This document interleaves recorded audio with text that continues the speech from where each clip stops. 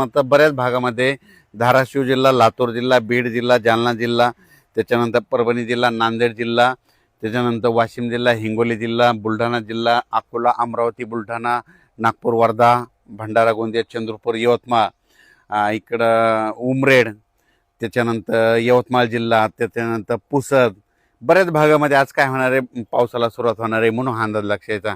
खास करून हा 2च दिवसाचा अंदाज मुद्दा म्हणून शेतकऱ्यासाठी दिलेला आहे. त्याच्यानंतर परत पाऊस येणार आहे, पण त्याचा पाऊस आपण उद्याच्या अंदाजात देण्यात येईल. त्याच्यानंतर कोल्हापूरपासून ते राधानगरी तिकडे देखील आज पाऊस चालू राहील. त्याच्यानंतर कोकणपट्टीचा पाऊस चालू राहील.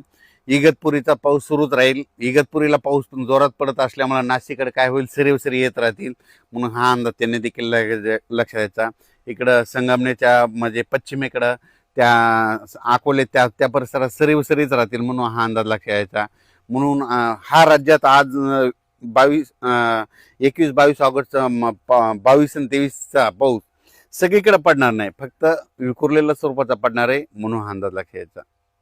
कन्नड आणि सिल्लोड संभाजीनगर जिल्ह्यामध्ये तिकडे देखील आज बऱ्याच भागात दुपारनंतर पाऊस येणार आहे म्हणून हा अंदाज त्यांनी लक्षात यायचा.